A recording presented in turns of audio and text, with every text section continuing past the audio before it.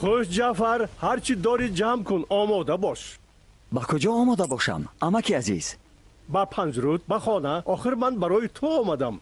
کی هاست تو مدرسه رو ختم کرده ای؟ 16 سال در سمرقند زیستی. وقتی آن رسیده است که به خانه برگردی. در پنجره چیکار کنم امک؟ امامتی یا قاری قرآن میشوی. اگر این کار دست ندهد با کسب پدر با کنالگری مشغول میشوی. من از بخارا از دوستانم نامه گرفتم. آنها دعوت میکنند که به آنجا بروم. کی تکلیف میکند؟ کی؟ دوستان شاعرم و وزیر بلعمی. وزیر؟ نخواهی که مرغ در قفس باشی. با ارباب سر و کار مگیر. تو حالا آزادانه هر چی میخواهی انشا مینمایی، ولی در دربار بالهای مرغ آزاد را میشکنند و دلت خاموش میشود. این تکلیف را رد کن. نه، به هر حال من میروم. خیر چی؟ رو به بخارایت. انا حالا ما میبینیم چطور به بخارایت میروی. نگاه کن. رابیه، بگو من با وی چیکار کنم؟ آخر شما گهواره بخشید. او تا کی انتظار می شود؟ نخود تو نبینی که او تا چه اندازه عذاب میکشد؟ تو عرف عادت ما را فراموش کرده ای. برادری عزیزی من. سلام رابیه. سلام، احوالتون چطور است؟ من برای شما سوغاتی آوردم. آنها را من خودم دختم. چقدر وقت آهسته میگذرد. آخر 1 سال شما را ندیدم. من از پدرم خواهش نمودم و زیر پدرم را راضی نمودم که مرا با خود به بازار گرفت. اینجا نارفته، کاسه طبق ناشسته. تشکر رابیه. حالا وقت این کارها نیست. رو به نزد عرابه.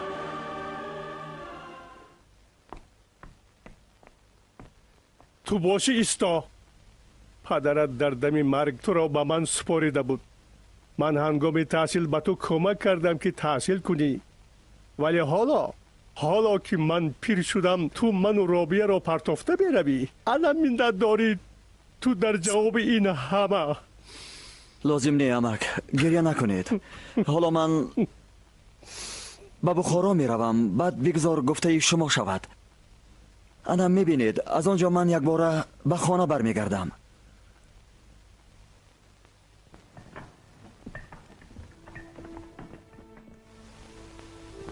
انا این چاه را به اندازه 20 آرنج میکابیم.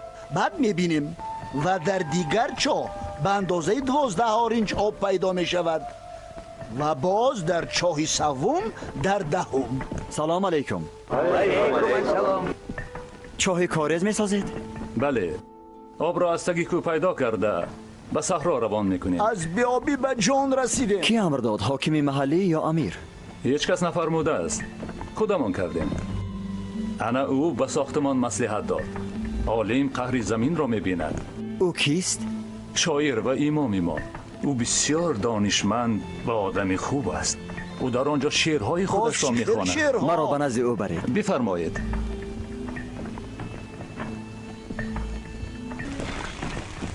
زهی فزود جمالی تو زیب و آرا را، شکست سنبولی زلفی تو مشکی سارا را. قسم بران دل آهن خورم که از سختی 1000 تر نهاده است سنگی خارا را. من از تو هیچ مروت طمع نمی دارم که کس ندید ز سنگدلان مدارا را. شعرهای امام ما را همه میدانند. این شعر رودکی است. از آن کی؟ تو خودت کیستی؟ رودکی است اسم من. پس تو شاعر رودکی هستی؟ 100 سال زنده باش بلبل خوش الهام. بلبلی ما با آواز دیگران میخوانده است. آی بس کنید، انصاف ندارید. نخواد امام خود را خنده خریش کنید. بگذار او شعرهای دیگران را ندزدد. پس شاعر رودکی شمایید؟ همان شاعر رودکی؟ ما را سرفراز کنید، مهمانی ما شوید. با ما میمونید. تشکر دوستان. حالا شتاب دارم، لیکن ما بازوا میخوریم.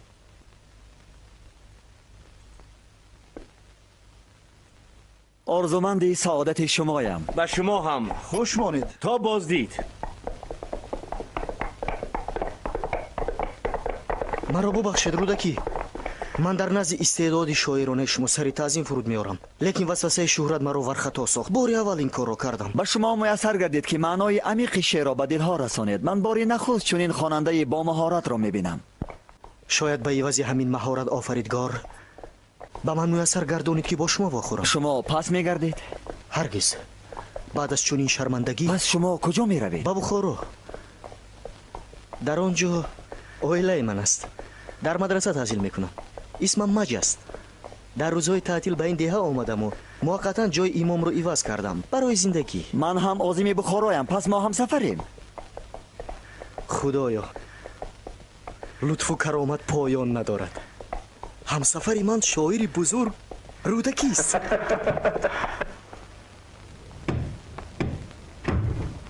خواجه در خانه اند. من شاعر رودکیم. مرحمت دارید.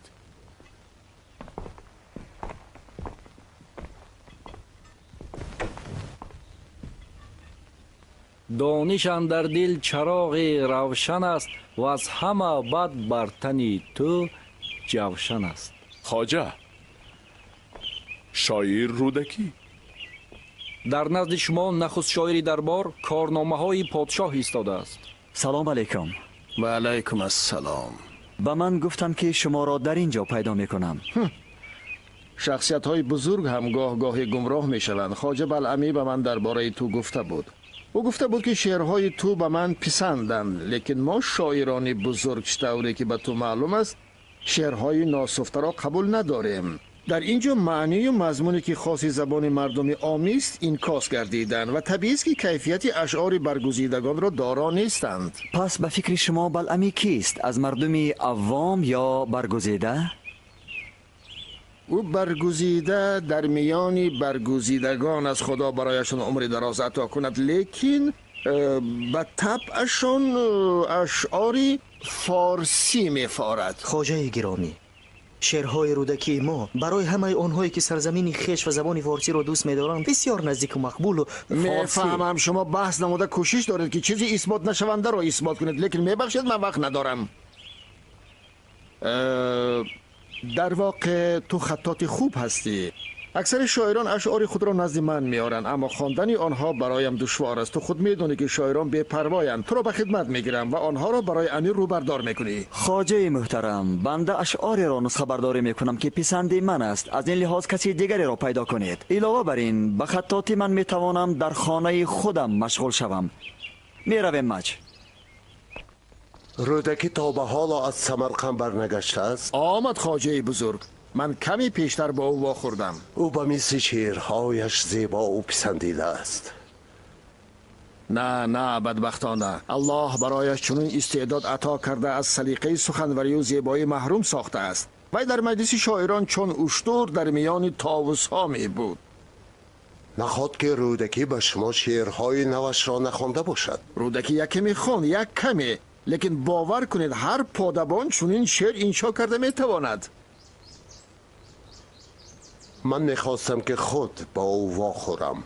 بله البته، اگر او نرفته باشد.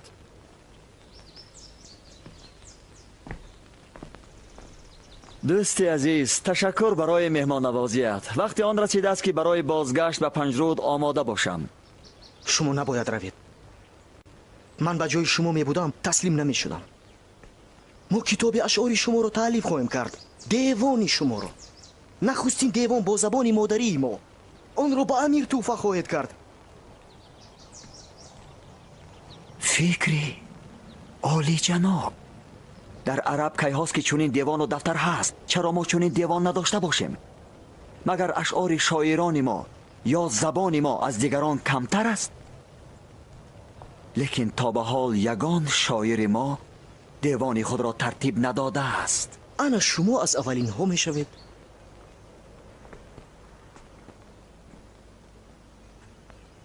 مبلغ چی؟ ما و شما از کجا سیم و زر پیدا میکنیم؟ با نقاش و خطاط چخیل حساب و کتاب میکنیم. آخر خطاط بیموز زحمت نمیکشد. دوستم، من از عهده این کار برآمده نمیتوانم. دیوان رو شخصا خودم مرتب میکنم. من به خستگی کار با رسام نیز مصلحت میکنم. اشعار شما همه جا پریشانم، در قلب خونیاگران، در زبان مردم ما، در خاطر چونین شاعر خاکسار و عادی مثل بنده. اگر این شعرها رو در یک دیوان گرد نآوریم اعتراضم نکنید. من به هیچ وجه شما رو... این همه برای من جالب است، لیکن نمیخواستم که در بخارا بمانم. ولی شما وزیر بزرگ رو ندیده حقی رفتن ندارید. آخر وای شما رو به اینجا دعوت کرد. من نه برای آن شعر ایجاد میکنم که طبع امیر و وزیر را بالیده سازم. اما بالامیر تماما در اینجا استثناست. شعرا در شخصیت او پشتیبانی خیش را مییابند. دوستم، امید از خداوند بزرگ و از خود میکنیم. آن وقت کسی ما را ناسپاس شمرده نمیتواند. جواباً به سرپرستی باید خدمت کرد که این کار را من نمیتوانم.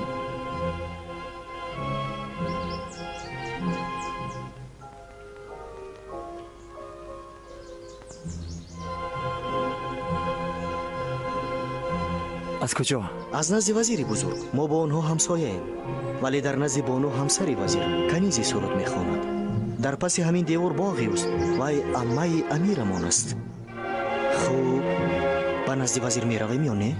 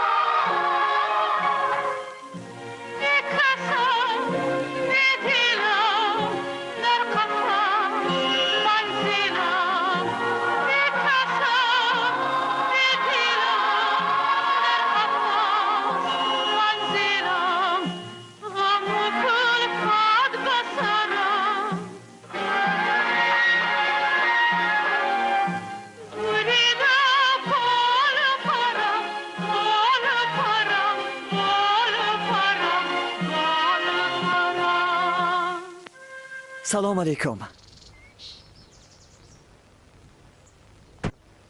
من حاضر می روم. از من نترسید.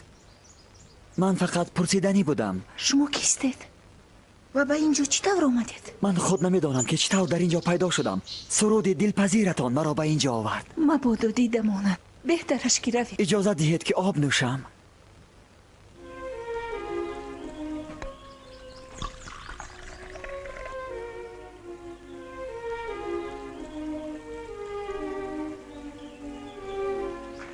شما به من آب دادید و من مهمانتان شدم.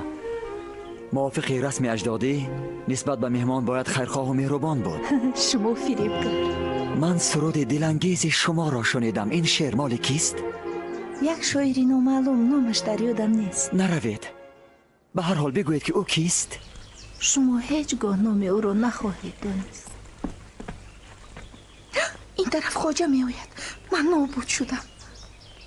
اوه نگینا، تو تنها نیستی؟ این مرد کیست؟ من به اینجا خودم آمدم و این دختر را بار اول میبینم. اگر کسی به او دست رساند از دو یکی کشته خواهیم شد. خنجرت را پنهان کن. تو شرطمان را خوب در یاد گرفتی. اگر به این دختر گزندی رسد تو بر جان جواب میگویی.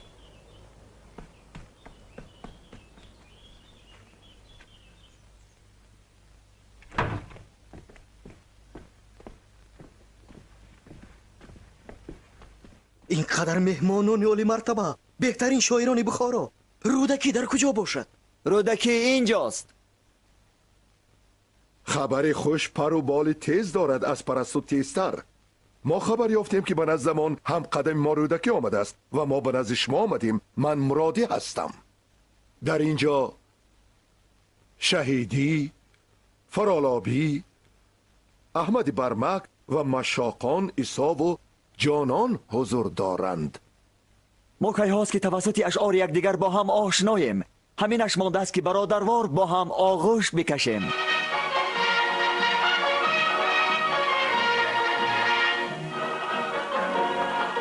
بفرمایید.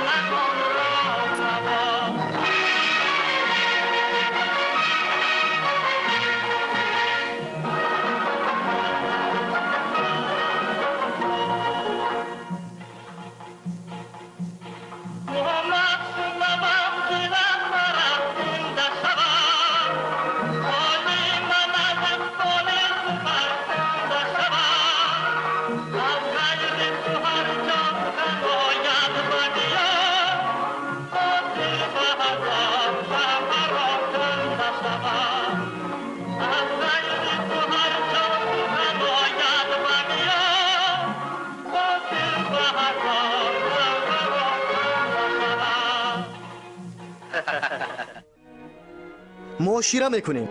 شما از پس من ادامه دهید. اگر من نیستی یک سر همه دلها خراب استی. اگر در کالبد جان را ندیدستی شراب استی. با پاکی گوی اندر جام مانندی گلاب استی. صحاب استی، قدح گویی صحاب استی، دعای مستجاب استی. بده آن می که پنداری روان یا قوت ناب استی. بیاران می که پنداری روان یا قوت نابستی و یا چون برکشیدت تیغ پیشی آفتاب.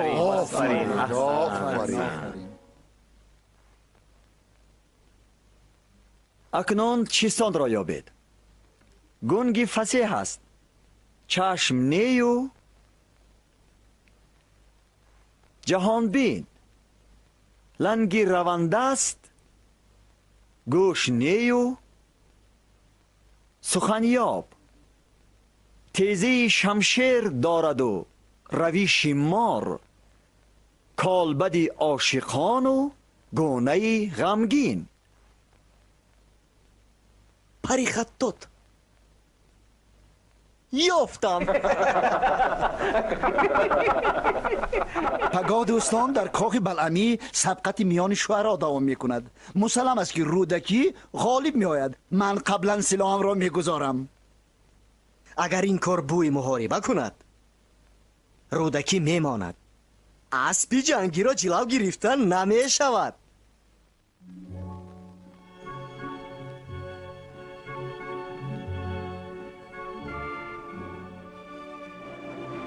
مرا زی حسرت و غم یک دمی جدایی نیست، نشاط را زی ازل با من آشنایی نیست. غبار تنگ دلی بر جهان نشسته چنان که هیچ گوشه زی بحری دلکشایی نیست.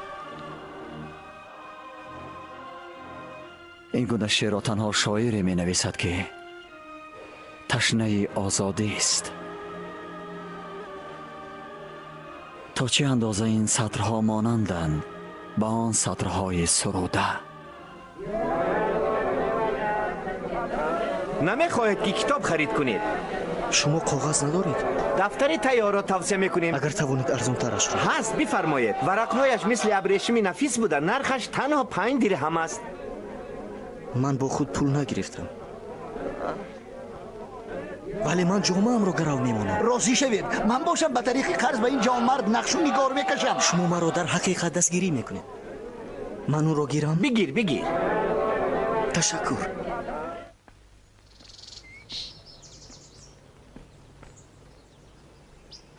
السلام علیکم. امیدوارم که تو به من خدمت نو چیزی را رد نمی کنی. راست امروز به اینجا رودکی می آید ولی تو او را راه نمی دهی. او شاعری خوب نیست. کی رودکی؟ خاموش. میلش او شاعری بد نیست ولی فرمان است که او را راه ندهیم. کی فرمود؟ خواجه بزرگ فرمودم؟ نگذران. گویا که این برای من لازم باشد. میلش نشان هم فکری. فرمان بردارم اگر خواجه بزرگ فرموده باشند.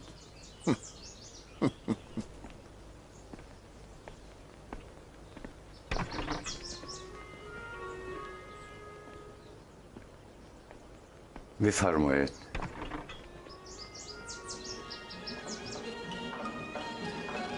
درباره خود سخن نمودن نه چندان خوب است. من بارها سرزمینم را حمایت نمودم و باید قائل شد که برادرزاده شما امیر جوان ما مرا تماما بهای ارزنده نمیدهد. من از پادشاه خواهش کردم که خراسان به شما داده شود لیکن وی رد کرد. شما فرشته منید ولی شوهر محترمتان در نزد پادشاه مرا سیاه میکند. شما را دوست نمی دارد ولی با عقیده من عمل می کند و نهایت کار چطوری که من می خواهم همو خیل می شود. کنیزک های شما من می نگرم و از دیدارشان سیر نمیشم. چطور دلانگیز می رقصند، مخصوصا همونی که در بین می رقصد او را با من دهید. خدا شاهد من برای وزی او هر چی خواهد می دهم. همین طور؟ خیر به ایوازی او چی می دهید؟ برای دریافت او تمامی ثروت و بایگریتان کمی می کند.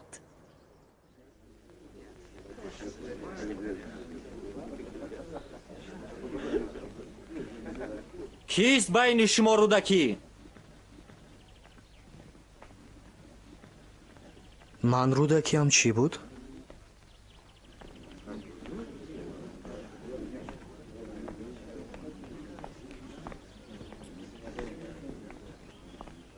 با تو چی شد امروز؟ تو را شناخته نمی شود؟ مرا ببخشید بانوی من. خواجه بزرگ شاعر ابو عبدالله رودکی. چطور؟ عاشق؟ برای این عادتاً شاعران را میبخشند. شاید من شاعر را نبخشم بفرمایم که او را به دار آویزم. به هر حال کسی به خیرتمندی شما شک نمی آورد. می توانید شبهه نکنید من چنین رفتار می کردم اگر شما نمی شدید. خیر شعرهای نوتان را نشان دهید. مرحمت. السلام علیکم. پادشاه! پادشاه!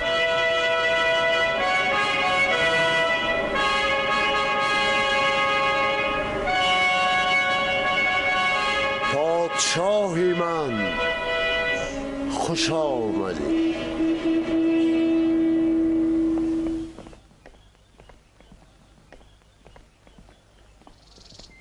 سلامتیت بس پادشاهی من. سلامتی شاهزاده چطور است؟ شکر خداوند خاله جان، ما هر دو تندرستیم. دوستم چی شد؟ از چی سبب در هیجانیت؟ مرا نیشاپور نگران می سازد. فرستاده حاکم محل خبر داد که مردم از دادن باج و خراج سرکشی می کنند. من این رو پیش بینی کرده به شما گفته بودم حاکم محل اینجا پیر و ترسو می باشد. تدبیرهای درشت لازمند. با تیغ و آتش من نیشاپور را فتح می و دیار شکوفان که در سراسر مملکت با نعمتهای خود شهرت دارد به بیابان خشک تبدیل می یافت. پادشاه هم خواهش میکنم اقلا یک روز از کارهای دولت فراموش کنید. امروز در خانه من برای سرود و شادمانی همه چیز آماده گردیده است.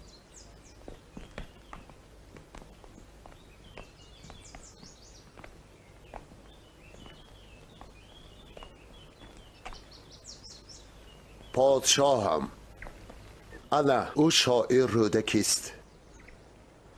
مرحمت شاهزاده بنشینید. اوه میبینم که خیلی جوانی. آوازت سرتاسر کشور را فرا گرفته است. شهرت اشعار تو تشکر. شما نیز پادشاه هم خیلی جوان هستید، اما شهرت و شانتان عالم را فرا گرفته است. بعضی نفران از سن و سال فقط ریش زیاده می کنند، بعضی ها عقل. شعر ایجاد کرده ای امروزت را بخوام.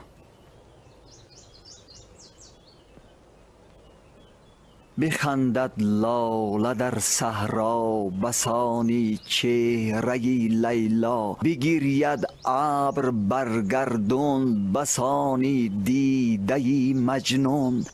ز آبی جوی هر ساعت، همی بوی گلاب آید. در او شست است پنداری، نگاری من رخی گلگون. گواراست که شعرهایت با زبان مادریمان صدا میدهند. تو درباره شعرهای جعفر چی میگویی؟ آنها به تو مقبولند؟ این اشعار ناسفته و درشتند، عادی و عامیانه‌اند، لایق بحث و مناظره نیستند. تو زبان مادریت را دوست نمی‌داری و برای درک فصاحت آن عاجزی میکشی. شعر را باید با زبان نوشت که برای همه مردمان مملکت ما فهما باشد. بگذار مردمان ماورانهر خراسان ایران را اشعار به زبان مادری نوشته شاعرای ما به هم پیوند سازد. ما زبان خود را هیچگاه خوار نمی کنیم و در این صورت ما قلب خلقای کشور را تسخیر خواهیم کرد. رودکی می تواند در مقام بهترین شاعران عرب قرار داشته باشد و حتی از آنها برتری جوید. او صاحب قران شاعری است. به فرمان من دقت دهید. به شاعر جعفر 1000 دینار تحفه میکنم. نیرو و قدرت کشور در اشعار شاعر نه پادشاهم، بلکه در دست نورس بودن قلعه هایش می باشد. اما چوپان بی سواد سرباز شده نمیتواند. شاید محترم سهل بین منصوری ما در شعر و شاعری چیزی را نمیفهمند. من از شعر هم بیزار و از شاعر هم. فهمیدن این مطلب دشوار نیست. آخر برزگاو گل نبوید و آشنایی بلبل نجوید.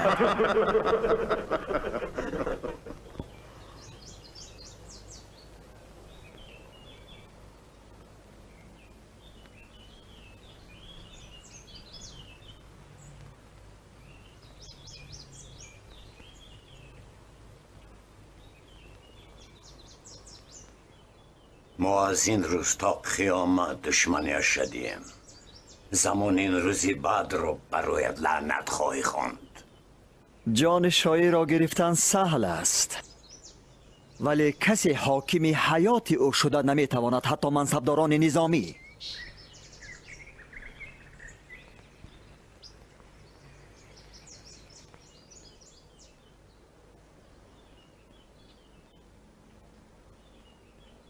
من شما را در همه جا میکابم. شما باز اینجایید، ما رو دیده میتوانند. التماس روید. من هر روز به امید دیدار شما به اینجا میآیم. بانوی من مرا از خود دور رفته نمیماند. مرا ز حسرت و غم یک دم جدایی نیست. من اکنون میدانم که این صدرها مال کی هستند. شما یگانه آدمی از شعرنویسی من آگهید. خواهش میکنم روید. اکنون من فهمیدم که منبع الهام من کیست. همه اشعار من تنها برای شما نوشته شدند. زمین زیری پا لغزید وقتی فهمیدم که شما رودکیید. شهرت من ناچیز است اگر شما این سعادت را با من یک جا نبینید. ما هر دو شاعریم و من بالاخره شما را یافتم. ولی به من بگویید که شما کیستید؟ من سنگچم، نگینم. سنگچه ناچیزی که در انگشترینی بیگانه، یک چیزی که سخنگوی عادی که فروختن، خریدن و پرتافتن ممکن. تمام گنج های عالم را جمع آورند به بهای تو نمی رسد. تو خود گنجی بی بهای نگینه.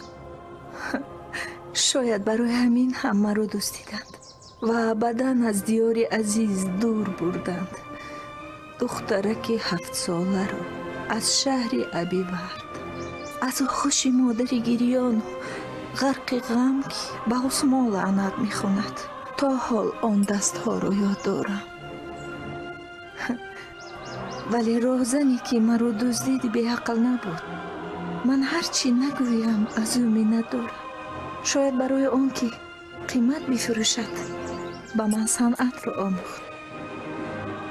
بانو خرید او رو اکنون خوشحال میکنم. معلومم شد بغیر از نظم در دل من باز یک مقصد عالی دیگر جا گرفت. حیات تو را رهایی بخشم، میگی نه؟ نه، من در اسارت میمیرم. دانششان در دل چراغی روشن است و از همه بعد بر تن تو جوشن است. دانش در کجاست؟ آن در کتاب است، بخرید. این شعرها از کیند؟ شعرهای رودکیند. این دیوانی اوست. این دیوانی اولین شعرهای اوست. من خودم آن را با رسم‌ها آرایش دادم. اولین دیوانی اشعار با زبان مادری ما. تو عیار بوده ای؟ از شهرت رودکی استفاده کرده مال خوابیده خود را به سودا زدنی هستی؟ رودکی توانست که تنها با قدرت شعرش مردم را از مرگ امین دارد. پس چرا من خود را از کمبغلی با یک دیوان او رها نمی کنم؟ میبخشید چگونه از مرگ رها داده است؟ رها کردن؟ چکلو این کار را توانست؟ در کجا؟ شما آن از او پرسید، او به شما میفهماند. میلکی ماشون عقل کنید. چخل بود؟ این چخل بود؟ رحمتی امیر در جنگ در سمرقند بر امک خود غالب آمده. 1000 نفر غلام و افسران او را اسیر گرفته با میدان بر آمد و فرمود که همه را سر برند. انا همین وقت شاعر ما رسیده آمد. امیر گفت بگو رودکی، با عقیده تو کی را مرد حسابیدن ممکن؟ و رودکی در جواب گفت گر بر سری نفس خود امیری مردی، بر کور و کرر نکته نگیری مردی. مردی نبود فتاده را پای زدن، در دست فتاده بگیری مرد. شعر جاوید. چون امیر این را شنید در اندیشه افتاده فرمود که همه اسیران را آزاد کنند. شنیدی؟ این خواست الله است. مرگ بیگناهان را نخواسته بود و با زبان امیر فرمود که اسیران را آزاد کند. اجازت دهید حقی خدمتتان را پردازم. نه لازم نیست.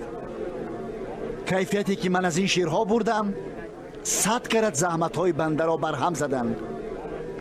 تشکر به شما.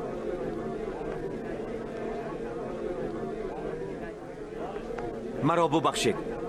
اگر من همان وقت می دانستم که دفتر برای چی به شما لازم بود، التماس بار دیگر مرا ببخشید. در پیش این مرد سری تعظیم فرو دارید. همین که از دیوان اولین رودکی را مرتب ساخت. او با زبان مادری ما اولین کتاب شعرها را ترتیب داد. خدا به شما توفیق دهد. من کتاب اولین اشعارم را به بلعمی هجه می کنم و به زانو زده زاری می کنم که نگینه را حمایت کند. وزیر بزرگ در خانه خود خوجایی نیست. مصلحتم را گوش کنید، به نزد همسری او روید. با گفتی تو دیوانم را هم به او هجه برم؟ آخر خانم دوستی رو در شعر چیزی را صرفم نمی رود. نه هیچ وقت. ولی راهی دیگر نیست. این یگانه راه است. به مصلحت من گوش دهید. بانو بی اندیشه و شهرت پرست است. آخر می گویند زن را تعریف بکن و تو حاکم دل او می شوی. آخر برای من آسانتر بود دستانم را به بریدن دهم تا که به او شعرها ببخشم.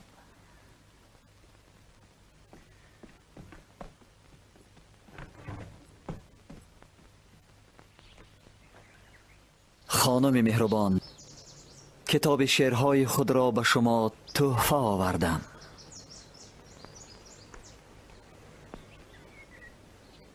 نظم را دوست می دارم و قدر می کنم. امیدوارم که به این تحفه ارزنده بهای حقانی دهم. اگر من 100 داستان می نوشتم به 101 ارزش های بی بهای شما برابر شدن نمی توانست. این چیست؟ در صحیفه اول است؟ مقدمه. من آن را امروز نوشتم. خوبش من مقدمه را بشنوم، زیرا شنیدن تاثیر بخش است. نگی نه؟ کو بخوان اقلا همین مقدمه را. میبینیم امروز شاعری جوان و شهرتمند و توانا چی نوشته است؟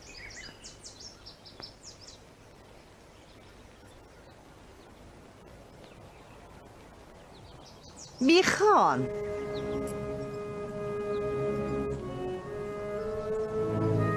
شگفت خواهم زلفین عنبرین تو را، به بوسه نقش کنم برگ یاسمین تو را. هر آن زمین که تو یک ره برو قدم بینی، هزار سجده برم خاک آن زمین تو را. هزار بوسه دهم بر سیهای نامه تو، اگر ببینم بر مهر او نگین تو را. به تیغ هندو بگو دست من جدا بکنند، اگر نگیرم روز من آستین تو را.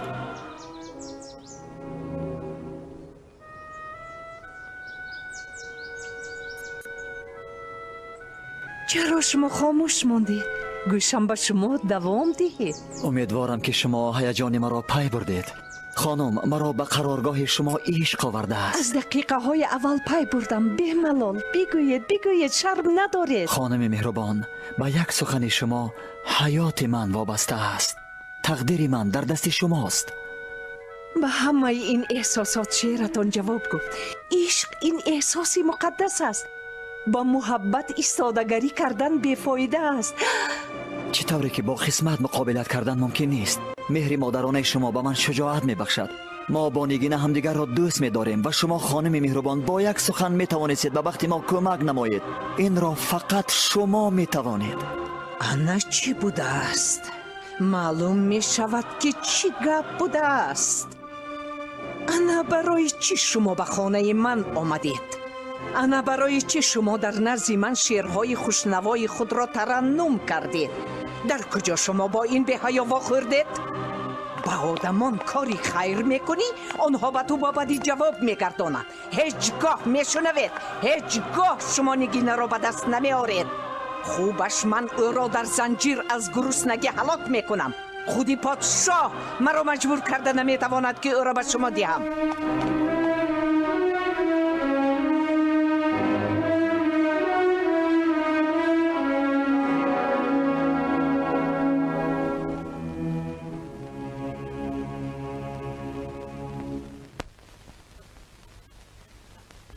اولین دیوان با زبان مادری ما مرا خرسند کردی شاعر. دیوان رودکی معجزه است. حتی از ایجاد شاعران بزرگ عرب کم نیست. این عام نشانه مرحمت ماست.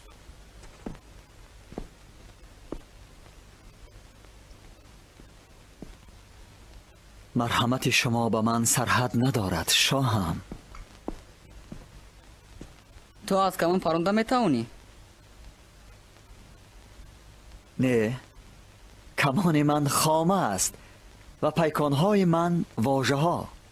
وقتی که من شاه میشوم همه شعران را از دربارم پیش میکنم. فرزند من جنگاور به کمال میرسد. ببین من چه خیلی پرونده میتوانم. از رودکی پسرم بیاموز، تیر شاعر خطا نمی رود. پیکان تیزی اشعار او راست به هدف می رسد. نگاه کن.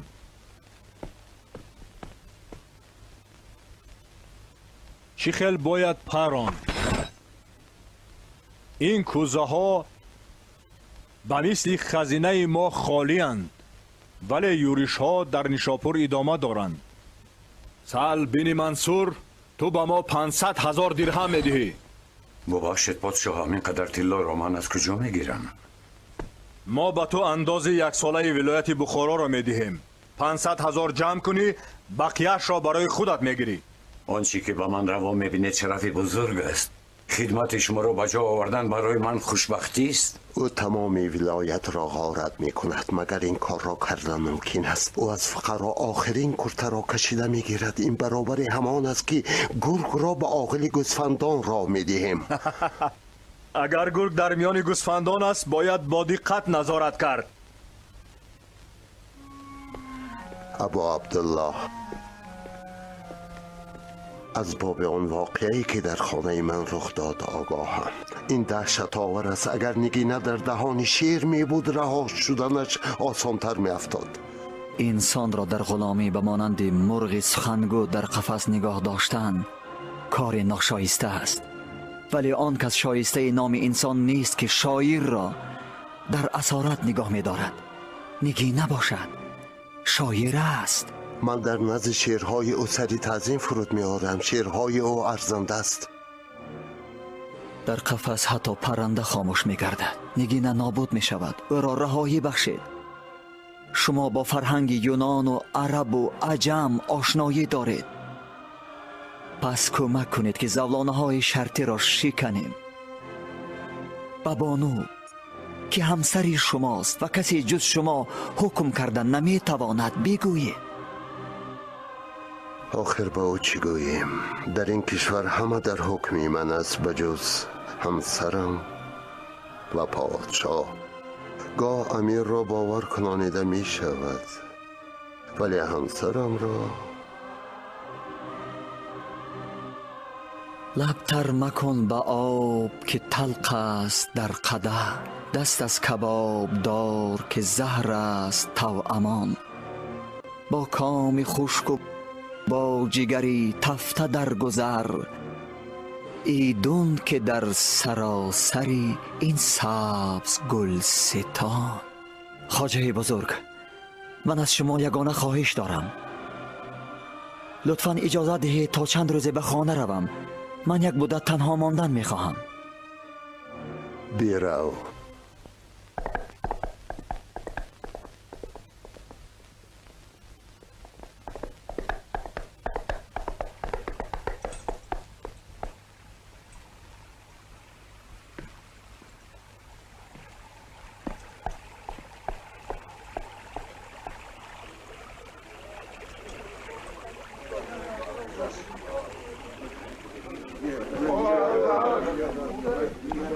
به کجا؟ عقیب گرد. بابا السلام علیکم. شما مرا در خاطر دارید؟ به یاد آوردم بچم. تو رو خیلی نشناسم. تو شاعر رودکی هستی. به یادم میرسد که در همین جا واخورده بودیم. چرا ایستاده ای؟ سلام علیکم خواجه. سلام. سفرها بخیر. به دهه خودمان میروم. این همه چی معنا دارد وثاق باشه؟ بدبختی عظیم داریم رودکی. سهل بین منصور به کاریزی که ما خود ساخته ایم با دستان خودمان اندازی کلام بسته است. ما شب و روز زحمت کشیدیم. چی خیلی که میبینیم آب آمده باشد هم آن با خود فقط بدبختی آورد. این مردم بینوا را به کجا میبرید؟ با فرمان سهل به ساختمان قلعه پیکند تا دمی که تمام قرضها را نکنند آنها را جواب نمیدهند.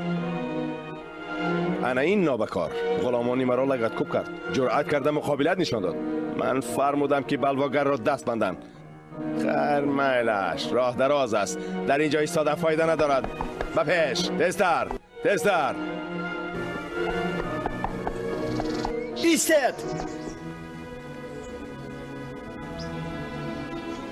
خرج اینها چند است؟ 1100 دینار. چی بود؟ بگیر. اینجا بر زیاد بسنده است. شما شوخی میکنید خواجه؟ برای شوخی وقت ندارم. روید. همه شما آزادید. تا آخری عمر از خواجه منتدار باشید. چه ایستادید؟ ابله‌ها گم شوید. تشکر به تو رودکی. خدا به تو عمر سلامت کنه. آمین. تشکر.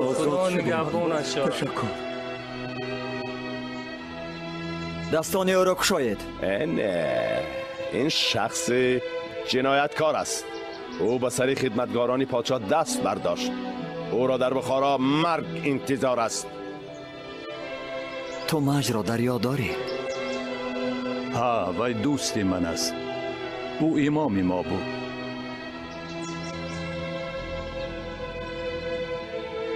وثاق باشه. این عارف را آزاد کنید و این انگشترین را به شما میدهم. آخرین هدیه شاه است. خیر، این کس را آزاد میکنی؟ بگیرید این بلواگر را. او از شماست.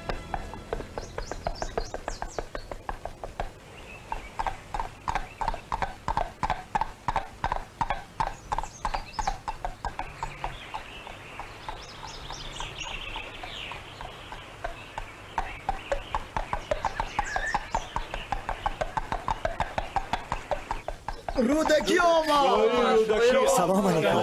سلام علیکم عزیزانم. خوش آمدید. پشواز گیرید.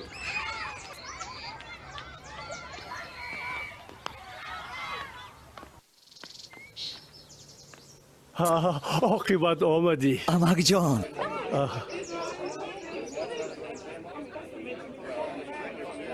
بیفرما پسرم. خدا دعای ما را شنید. بیا مرحمت. پسرم. گذارید. ما را عاقبت به یاد آوردی. گذر. مرحمت. بشینید. گذر پسرم. سلام رابیه.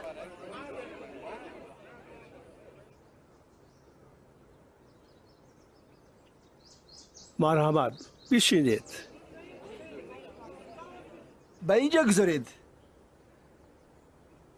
شکر خدا میگویم تا او به تو عمر پر به شهرت عطا کند. برای دل بزرگ او خدا او را به همه مراد و مقصدش رساند. آمین. آمین. رابیه این را به اونجا بر. ما تشریف تو صدقا شادیم جعفر. امکی تو گفته بود که یک باره می آیی. من دیگر به هیچ کجا نمی روم. خوب کردی آمدی. خوب کردی. بفرمایید دوستان، مهربانی کنید، بگیرید. بیایید آدمی خوب. مرحمت گذارید. سلام علیکم. خواجه مرا پس شما فرستادند. پادشاه خدا عمرشان را دراز کند فرمودند که عاجلا در نزد او در هرات حاضر شوید.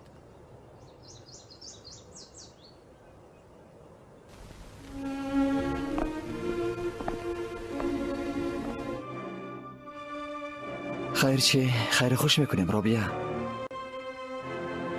خدا شاهد است که من به هیچ وجه از خانه نمی رفتم، ولی چی باید کرد؟ چطور وزنین از زادگاه را ترک کردن؟ چون این به نظر می رسد که من دیگر هیچگاه به اینجا بر نمی گردم.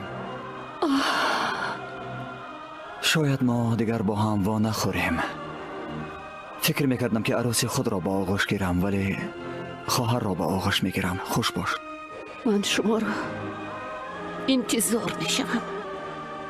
تمامی عمر انتظار میشم تا آمدمی که دل از تپیدن ماند. دعای من همیشه با شماست.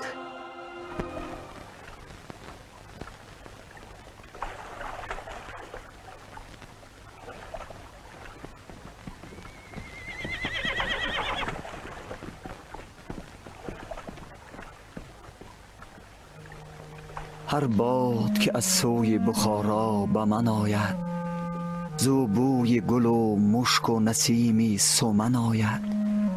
هر شب نگرانم به یمن تا تو برایی، زیرا که سهیلی و سهیل از یمن آید.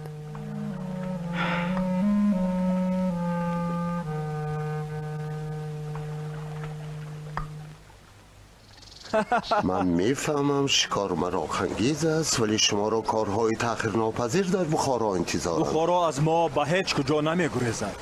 وقت بسنده است. تیر ماه برمیگردیم. تابستان هرات عجیب است، معجزه آور است. هوای آزاد را نفس میگیریم. رودکی را در کجا بینیم؟ رفتیم. او باید در خیمه خود خوابد. سلامتیش چندان خوب است. تو بیماری؟ دوستی من؟ با تو چی شده؟ شاید شاعری من بخود کرده است. من میخواستم که او را به شکار تکلیف کنم. در بخارا تو کی داری؟ کسی تو را مفتون کرده است؟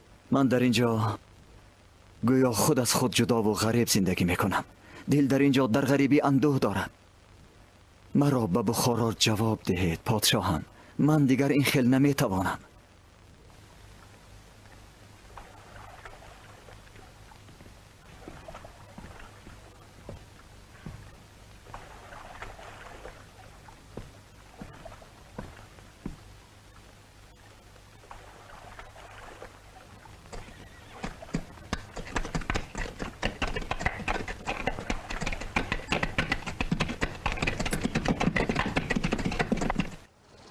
امیر پایتخت کشور را به اینجا به هرات کشانده است. اگر این به عمل بیاید بخارا ضعیف شده، بیگانگان استحاله نکرده ما را نهر و بخارا را میگیرند. از این چی میبراید؟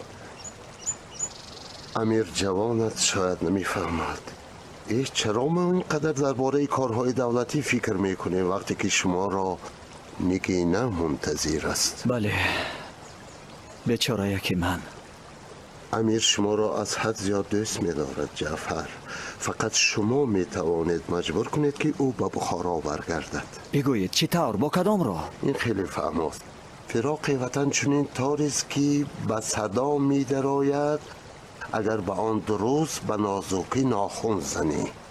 تو میتوانی در دل امیر فراق وطن را بیدار کنی.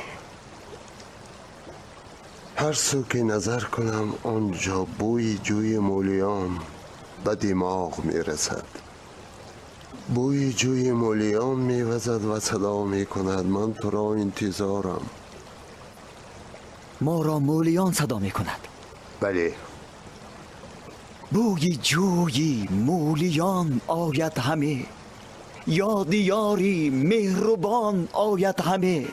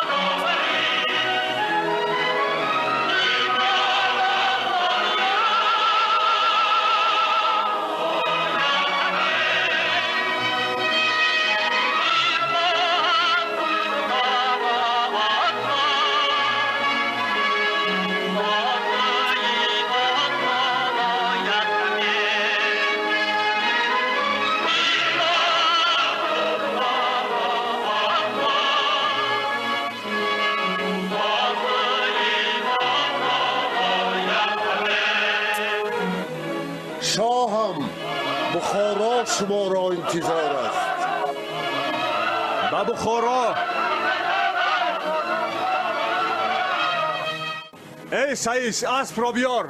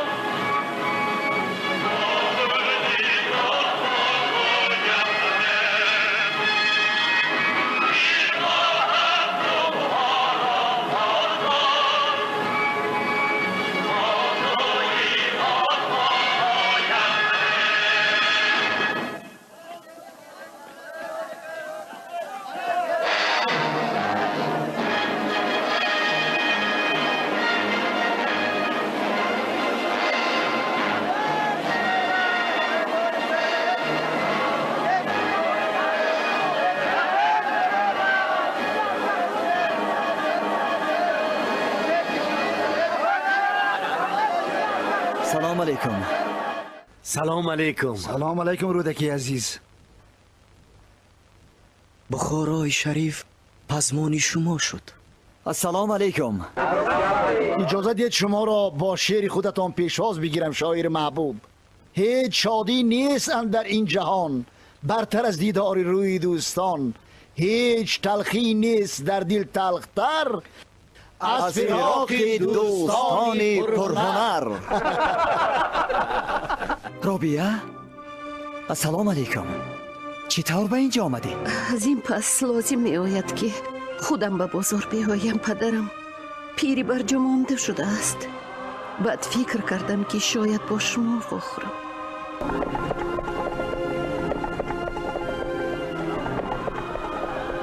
نگینا،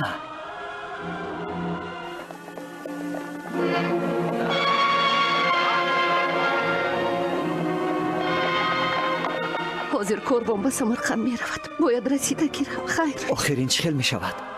خیر می مانده. من در اینجا مانده نمی توانم. ولی اگر شما مرا دیدن خواهید بگویید. می آیم.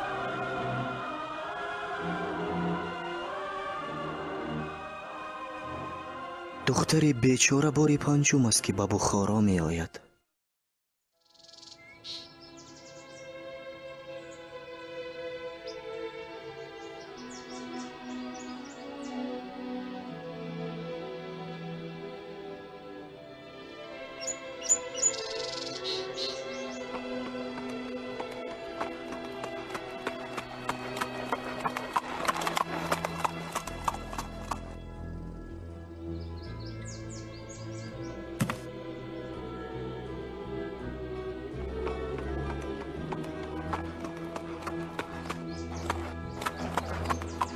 نگینا ملکه من، دلداری من، وقت خیلی طول کشید.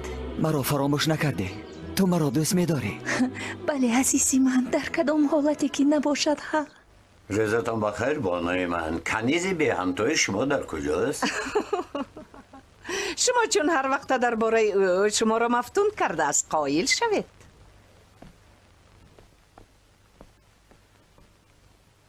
به نظرم چنین نمود که من او را در باغ با رودکی دیدم. اگر این طور باشد این باری آخرین است. ناشکر، چقدر او شما را با هیجان می آورد. من به او خیلی آزادی دادم. باید به دست گیرم، به قشلاق می فرستم. چرا؟ او را با من فروشید؟ از وی خلاص می شوید. برای او چند می دهید؟ چقدری که می خواهید؟ چه علاج؟ در بخارا شما کاروانسرای خوب دارید. در سمرقند باشد حمام ها. راضیم، هر دو از شما. این هم کم است. نه خود، این همه در عوض یک کنیز کم باشد. من او را ارزان نمی فروشم. خوب اینطور میکنیم. خراج یک ساله یکی از دیه های من. خدایا، شما در مرو آسیاب دارید. انا آن را می توانید دهید؟ آسیاب را؟ نه هیچگاه. این خیل که می خواهید نگینه را نمی گیرید. در کجا دیدید که کنیز را با چنین نرخ فروخته باشم؟ نخواهید سودا نکنید. خوب میدهم، آسیاب را هم گیرید. تا بگاهی وسیقه را بیارید. نگینه همانا به نزد شما می رود. نگینا مال شخصی سهل شده است. چیزی او، غلامی او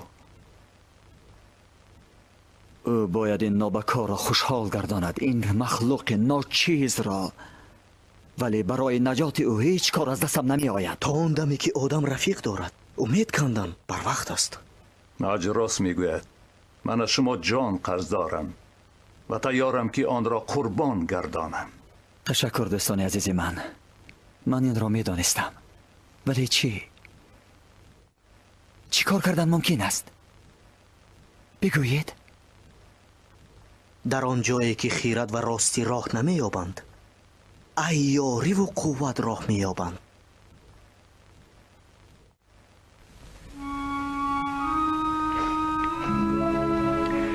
با من شروع بده.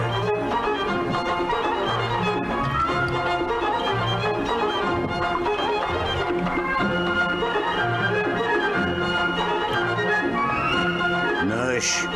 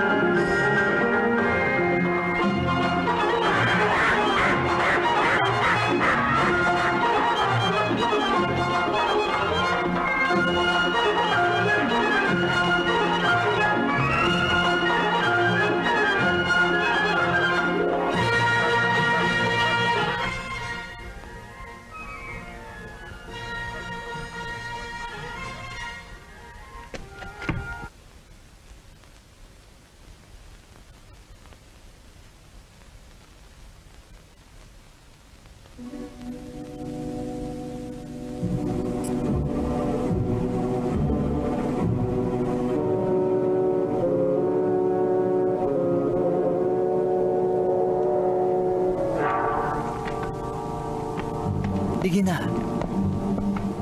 این رفیق وفادار من است و تو را در جایی با اعتماد پنهان میکند.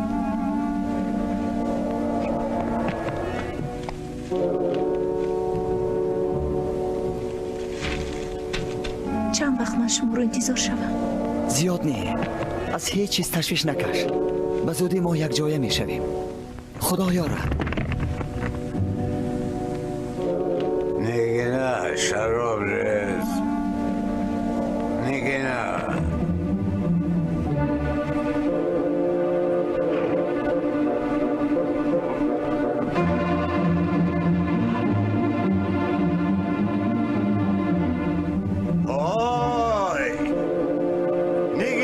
کجاست خدمتگاران؟ یقاق از هست نگینه در کجاست؟ ندیدیم جناب. او گریخته است. جونای از پرازی کنید و از کفای گریزت تحقیق کنید. همه راه ها را کابید، او را یابید.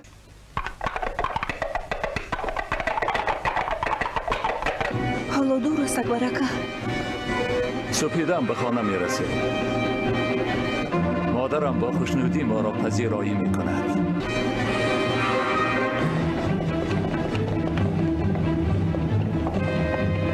رویتان را پوشانید.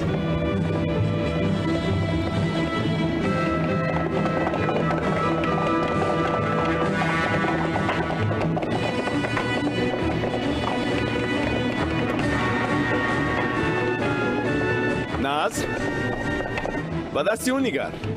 من تا به حال کمپیری رو با چنین پنجه های نازک و نخوردم. رویت را کشا.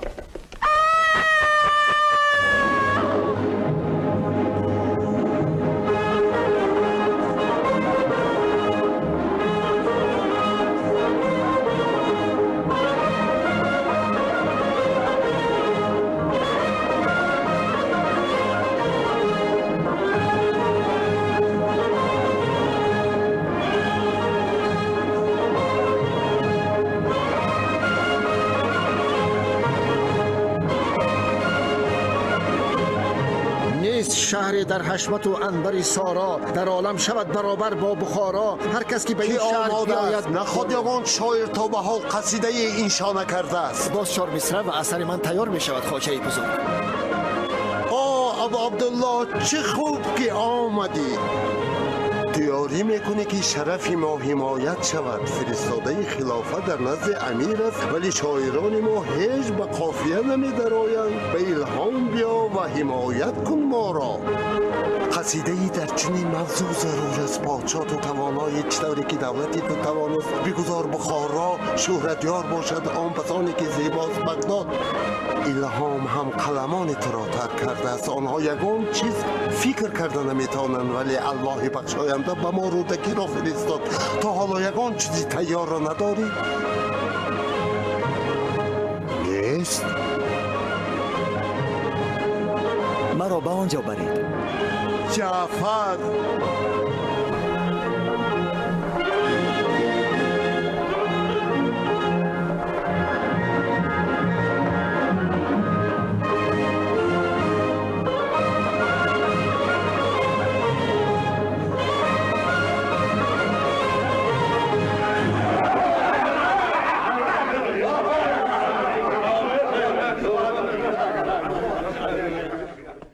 شاهم رودکی در خدمت شماست. شراب بنوش شاعر.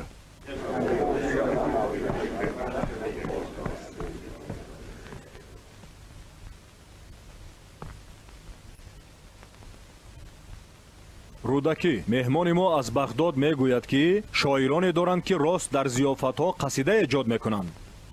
کاغذ و قلم گرفته از نزد دسترخوان دور نرفته در پیش چشم مهمانان عالی قدر قصیده ها می نویسند که شجاعت و خدمت خلیفه و همزبانان او را ستایش می کنند.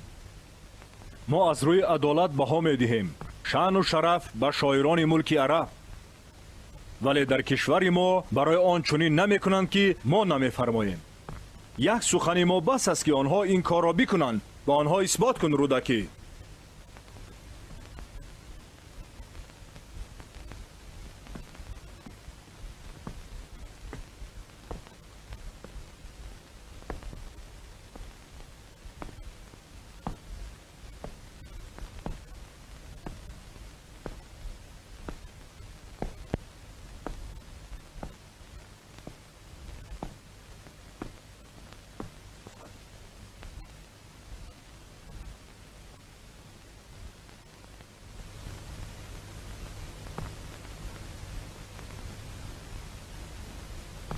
مجلس بساخت شهریار بدین سان، از گل و از یاسمین و خیری الوان. خسروی بر تخت پیشگاه بنشسته، شاهی ملوک جهان امیری خراسان. خلق همه از خاک و آب و آتش و بادند، وین ملیک از آفتابی گوهری سامان. یک صف میران و بلعمی بنشسته، یک صف حوران و پیرصالح دهقان.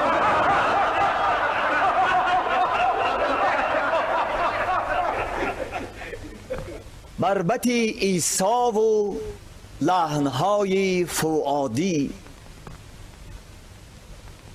چنگی مدکنیر و نای چابوکی جانان.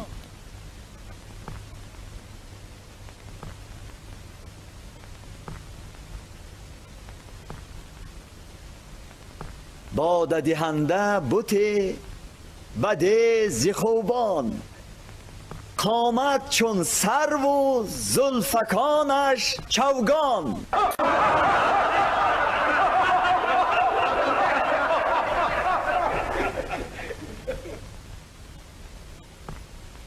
امروز به هر حال بغداد بخاراست، بزرگ پای تختی شهریاری خراسان. آفرین آفرین احسن. با این چی میگوید مهمانان عزیز؟ چی هم میگفتیم؟ رودکی این معجزه است. به فکرم به همه معلوم شد که از بغداد تا قاشغر شاعری تولد نشده است که به رودکی برابر شود. احسن.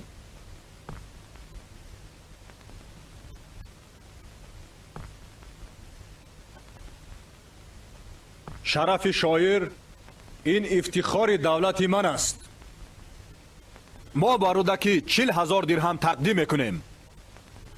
رودکی از این پس سرور شاعران دربار اعلان می شود. خلعت افتخاری بیارید، از سرشان طلا بریزید.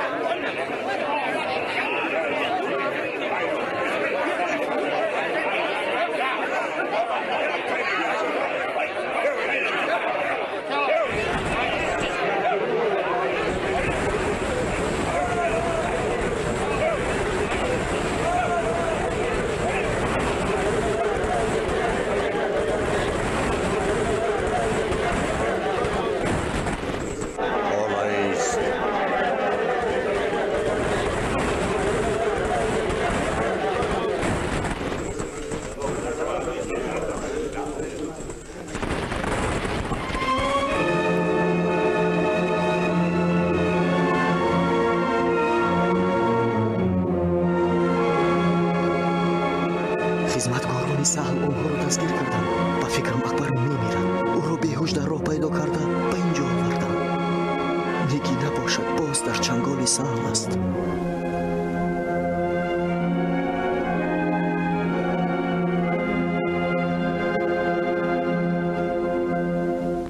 چی شد؟ خبری ناخوش؟ بله امیرم، در هرات تظاهرات از این حاکمی محلی زینکاری وی است.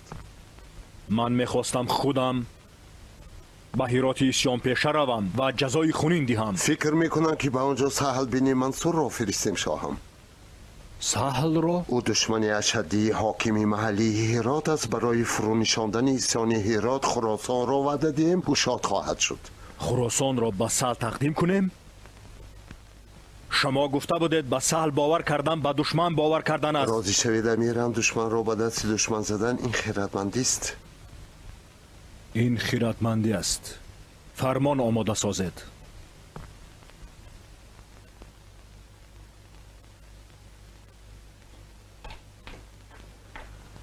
با او چی شد؟ از هوش رفته است.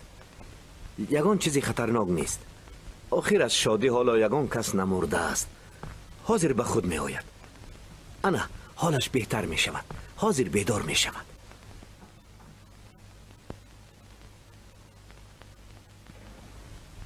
با تو چی شد؟ ابو عبدالله. خواجه بزرگ، من برغم رسم آیین کوشش کردم که مال کسی دیگر را با یاری رفیقانم از خود کنم. رفیقانت به دست افتادند؟ به آنها میسر شده است که گریزند. پیداست خدای الله مرا فرستاده که به تو خدمت کنم. گوش کن جعفر، تو 2 نفر شاهد و ملا یافته به قلعه سهل می آیی. من تو رو در آنجا انتظار می شوم. خب؟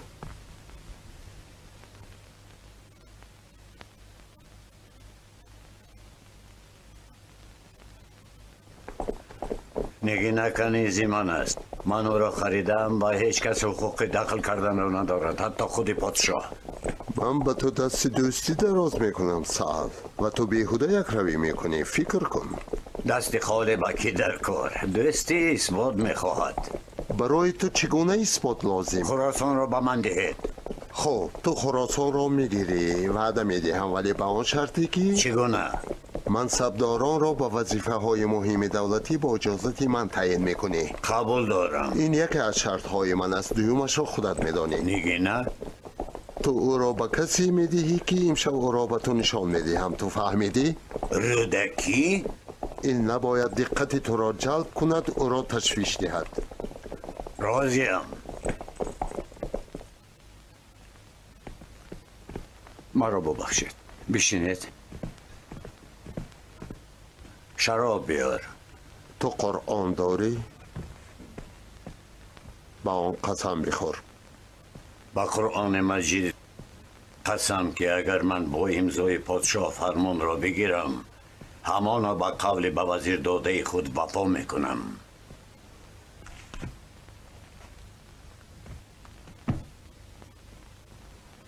انا آن چیزی که وعده دادم هیچ ممکن نیست. فرمان همان خلقی هست و با امضای پادشاه.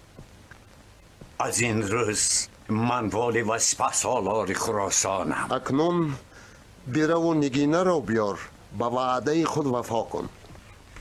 حاضر داماد شاونده می آید و ما آنها را نکاح می کنیم. اقلا بگوید که او کیست؟ با او چی کار داری؟ آدم است. اگر این رودکی باشد پس همسر شما ناراضی می شود. تو به قرآن قسم خوردی سعد. عروس به هیچ کجا نمیگریزد. این همه سراسیمگی برای چیست؟ نه، همان خیلی می شود که ما او تو شرط بسته بودیم. نیرنگ بازی نکن. خوب شده است.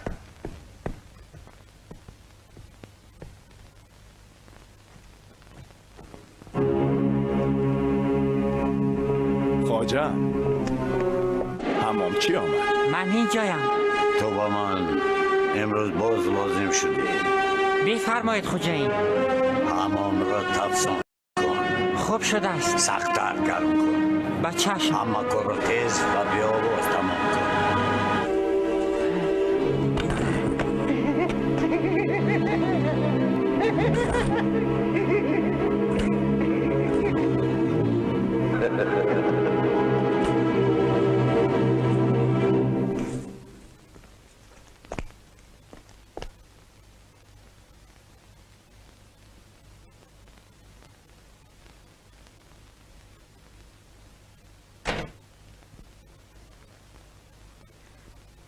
باز کمی مانده است. نازنین آماده می شود.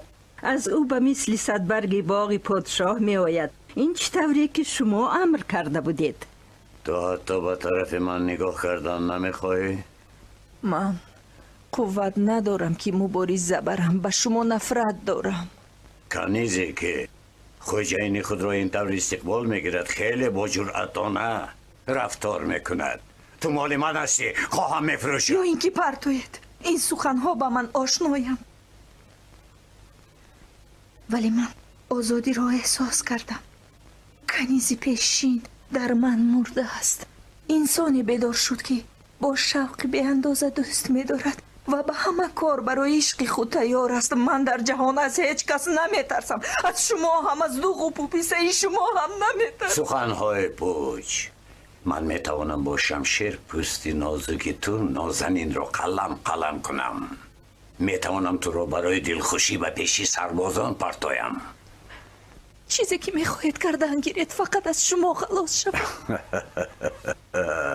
تو به من از حد قیمت افتاده ای که آسان است جدا شوم، ولی پاسبانی کنیزی که برای او مبلغ افسانوی صرف کردم به دلم زد. گرچنده با نگریختن تو باوری ندارم، مقصد گذاشتم که با نرخی ارزنده تو را فروشم. با نرخی گران خود وزیر بزرگ تو را برای رودکی خرید. این دروغ است. گمان میکنید به این فریب باور میکنم؟ با وزیر ما مصلحت کردیم که حاضر داماد می آید. این آرایشات را از من دور کنید. عطر و پاچی؟ کی به من برای عوضی عطریات پول میدهد؟ من برای آنها پولی کم ندادم. شما این رو بر میگردونم. نه، اگر در سر این نیست. فقط از روی عزت نفس مرد من به این راه دادن نمیتوانم. بیرو، عطر را از بدنت بشو. تو آزاد نازنین. دستر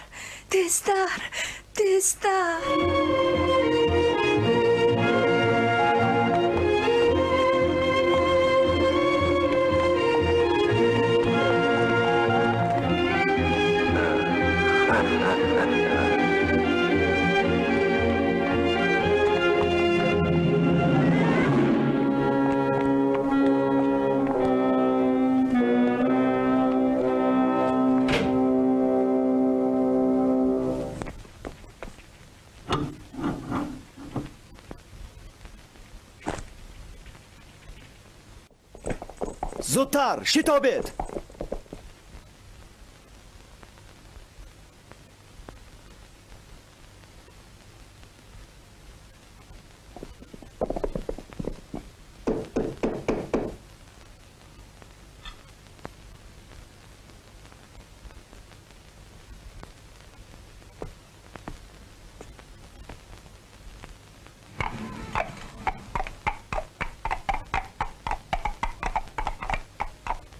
های زنها را به اینجا بخونه.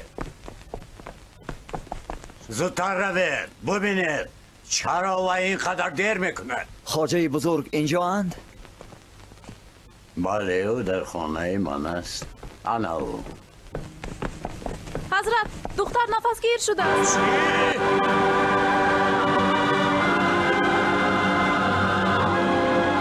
نگینا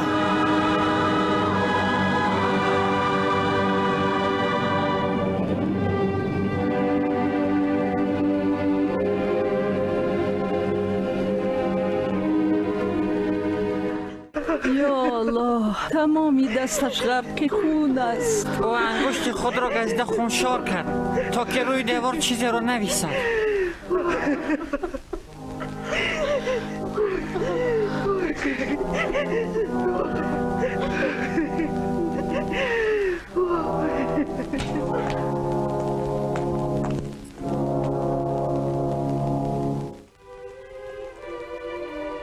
عزیزم الوداع در آتش و خون، بیرفتم زین جهان پر درد بیرون.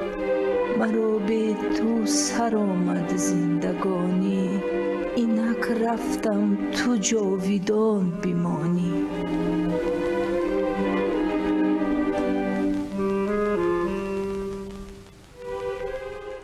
ای گردون سیفلا! سهل بین منصور، پادشاه قرار خود را دیگر می کند، شما والی خراسان نمی شوید. من گمان داشتم که یک عمری در سینه من خواهش نیکار خاموش شده است. شما از دیگر این آتش را فروزان کردید. بلمی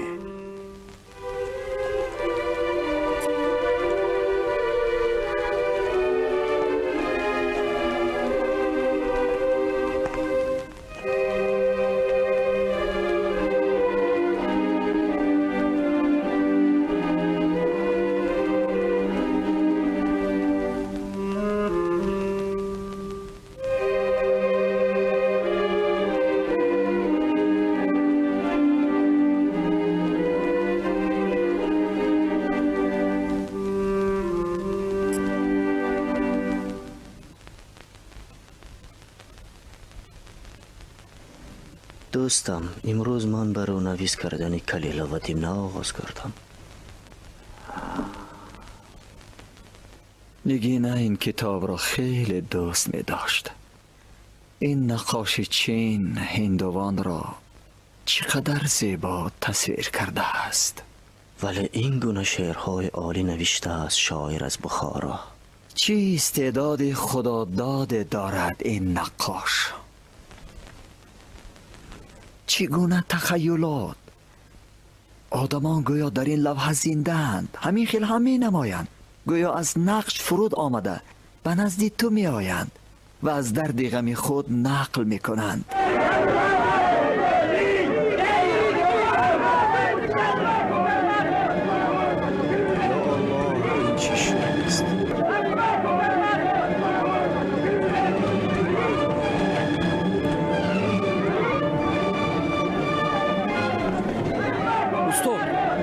بیگناه را دستگیر میکنند. هر یک شخص را به آزاداندیشی گمانبر نبوده بیرحمانه استنطاق میکنند. شما باید پنهان شوید استاد. میتوانند شما را هم دستگیر نمایند. ما شما را پنهان میکنیم. این نامسلمان کتاب های پر از بدعت را میفروشد. او را دستگیر کنید. آنها ابو حفیظ را دستگیر کردند. آنها شاعر برمک را دستگیر نمودند. استاد شما چرا انتظارید؟ در میدان ملا و کیم کدام آدمان فریاد میکشند که رودکی نیز بدعت پرست است. دیروز در کوچه به سوی من نیز سنگ پرتافته بودند. بنشینید دوستان، بنشین. من شعرهای تو را خواندم شکری. براستی که خیلی شعرهای خوبند، ولی در حج تو با قوت‌تری نسبت به شعرهای پند و اخلاقی. ولی برای تو عارفی از قصیده دیده غزل نوشتن بیشتر دست می دهد. میدانید دوستان، شعر نیروی بزرگ است. آن مردم را به هم نزدیک می کند. دلهای آنها را گرم می سازد. با سطرهای خوش صدا معرفت را در دل آدمان بیدار می نماید.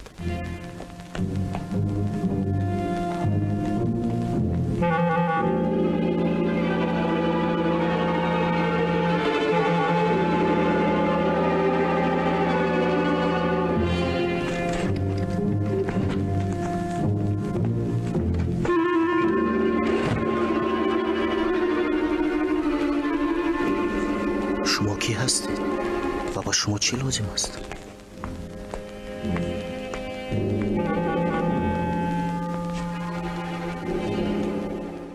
نخواد که اکبر باشد.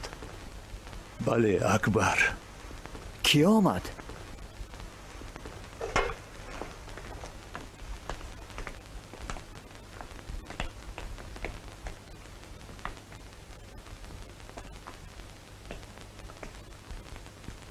اکبر؟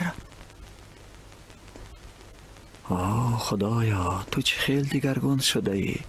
من به هیچ وجه تو را نمی شناختم. السلام علیکم خواجه. سلام علیکم. بگو که اینقدر سالها در کجا بودی؟ اینها شاگردان منند. شکری، عارفی، از اینها خوف نبر. کو قصه کن. من در جستجوی حقیقت بودم خواجه. دلی پاک و نجیب داری. دیدم چخیل منصبداران امیر کشور را دو قطع کرده آن را به زانو نشاندند تا چه اندازه بیرحمانه خلق را آزار میدهند. من با تظاهراتچیان خراسان همراه شدم. 3 مراتب از زندان گریختم. 7 مراتب از دست چاکران امیر یردار شدم. به هر حال چخیلی که میبینید زنده‌ام. طاقت مردم طاق شده است و عذاب او را هیچ کس کم کردن نمیتواند. من به نزد خودی ها میرفتم. خواستم شما را خبردار کنم که از شهر برای سهل بین منصور شما را چشمی دیدن ندارد. امیر جوان در دستی او بازیچه شده است.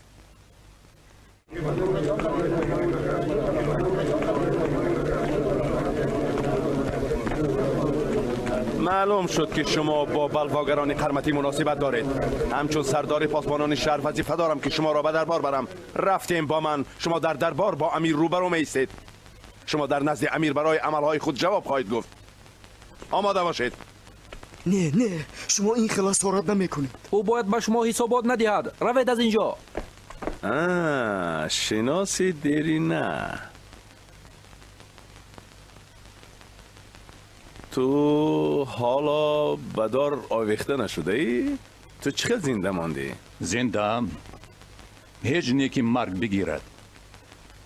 انا مرگی تو رسید. تو با من میروی و بدار آویخته میشوی. نخواد.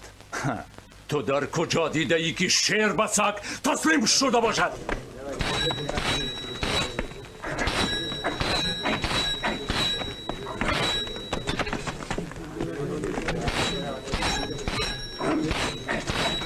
خدای بزرگ، خواهش میکنم دست نگاه دارید. او را دارید.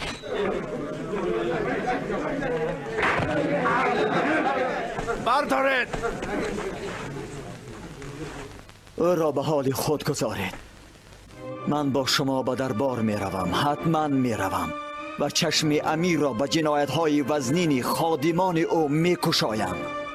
مرا ببخشید خواجه. خدا شاهد است که من به نزد شما با نیتی نیک آمده بودم. خواجه بعد مرگ من اقلا در یک سطر شعر خود بگویید که من یگان وقت به آنها تسلیم نشده بودم. تو هیچگاه نخواهی مرد. بگیرید او را. شما هم بیایید.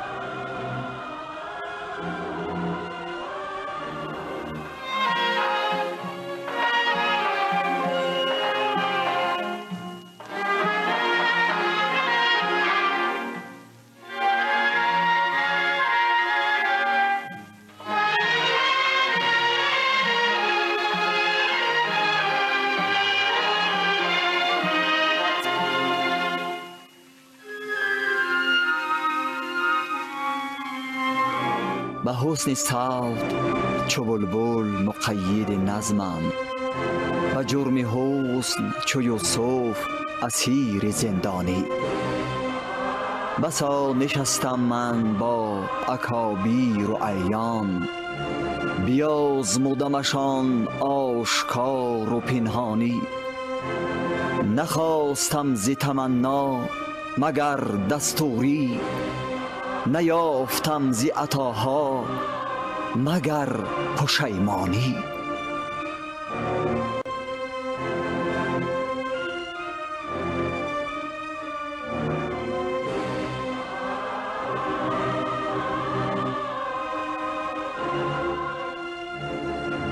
رودکی وحشی است شاهم.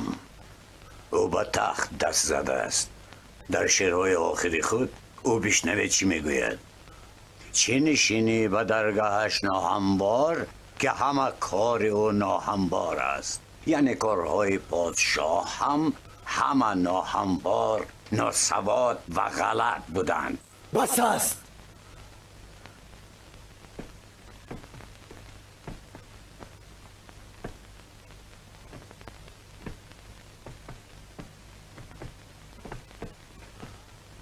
تا چی اندازه شما کرنمکید؟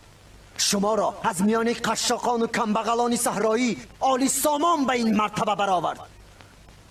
به جای منتداری شما بلواگران را ستایش میکنید.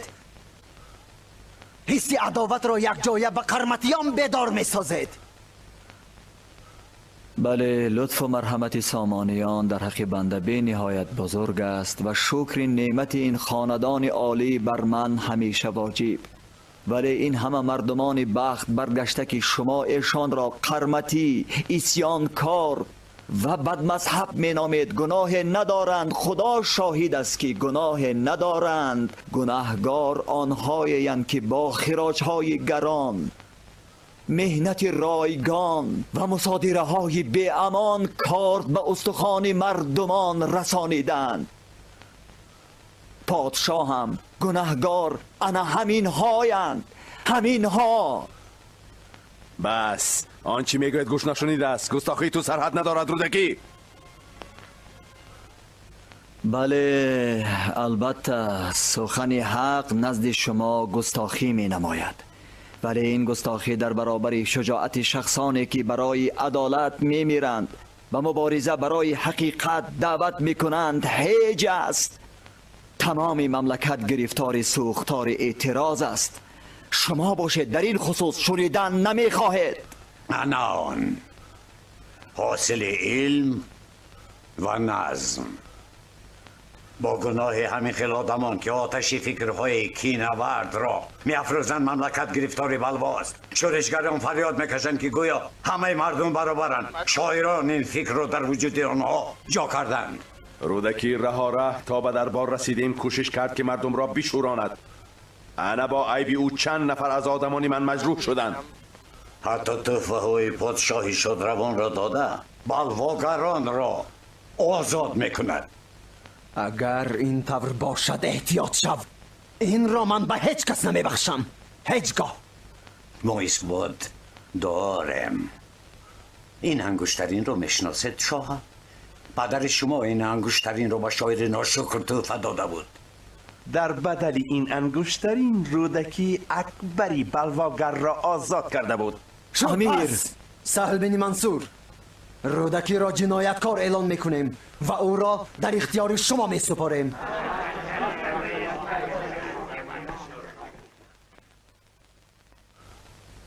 همه قرمتی ها را کشید.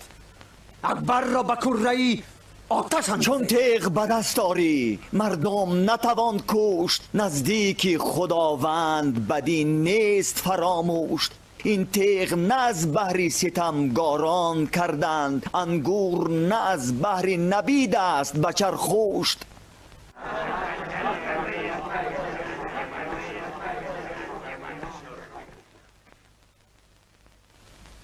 اینک همان لحظه فرا رسید که من دیر باز انتظارش بودم. تو دیر به خود آمدی سهل. آخر زندگی من سراسر به شعرهای من گذشتند. تو اکنون چرا از من گرفته می توانی؟ برادر،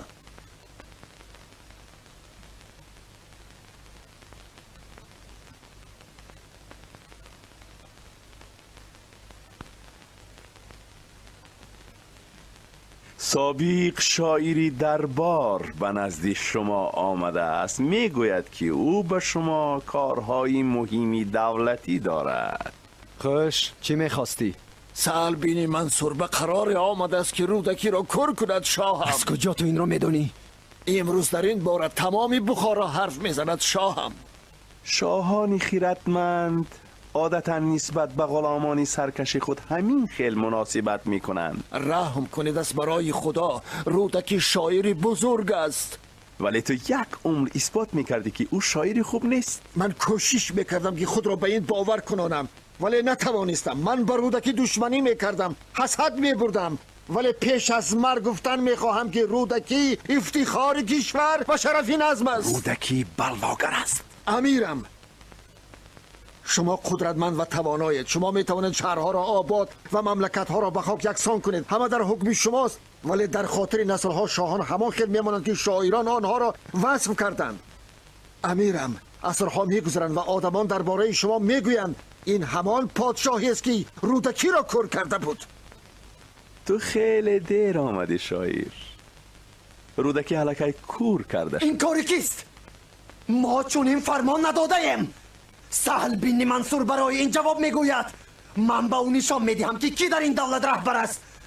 به من یگان نفر وصیتچی لازم نیست.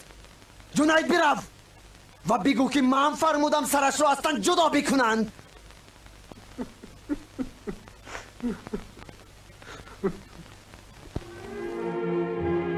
باز کمی مانده است دوستم، برادرم، و کتاب پره به آخر رسانده می شود. با فرمان سهل بن منصور چیز و چاره رودکی مصادره کرده می شود. هر کاری که کردن می خواهید کردن گیرید، روید کردن گیرید، فقط حاضر خلال نرسانید. شروع کنید. زندگانی بیرحم است، سخت گیر است، ولی استاد است، آموزگار است. در او دانش‌های زیاد نهفته است. من می‌خواهم که کتابم را در ستایش دانش به آخر رسانم. مج بنویس. تا جهان بود از سری آدم فراز، کس نبود از راز دانش بی نیاز. هر که ناموخت از گذشتی روزگار، نیز ناموزد ز هیچ آموزگار. ایستد، همه چیز را برگردانید. کی آمد؟ این منم، یک گرد در پیش پای شما، غلامی صادق و وفادار شما، جنید. ها، جنید. تحفه امیر بزرگ را چون نگینی به همتا قبول نمایید. طلا، اینجا طلای بسیار است. طلا را به صاحبانش برگردانید، زندگی من به آن هم میگذرد. لیکن خواجه سهل بن منصور با فرمان امیر امروز کشته شد. چرخ قسمت در گردش است و امیر باز به جانب شما توجه دارد. شاعر یک ملیک دارد که آن خلق است. بردار. مج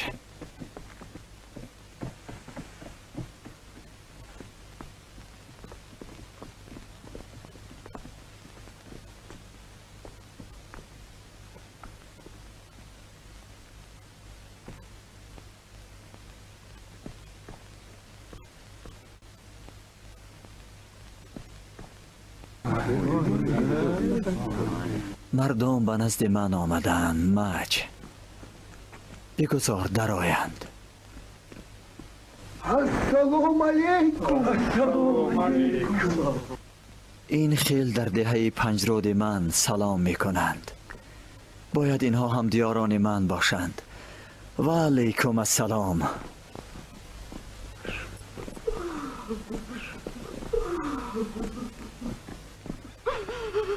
کی در اینجا می گرید؟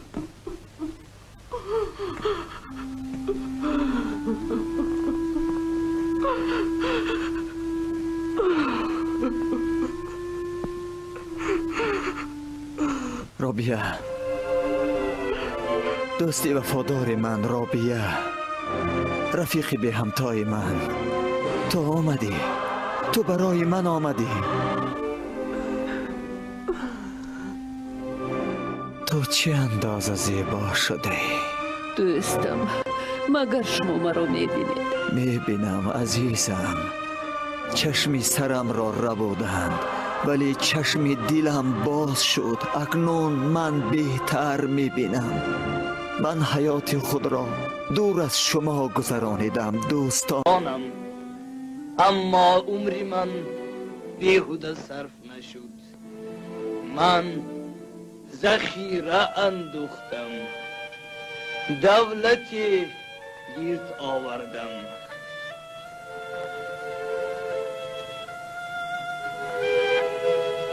این است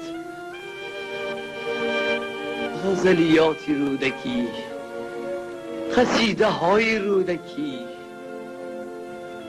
اندنامه رودکی، سنبادنامه رودکی، کلیله و دمنه رودکی. این همه را من به آنهایی که دوست می دارمشان و به آنهایی که مرا دوست می دارند و مردمان می بخشم.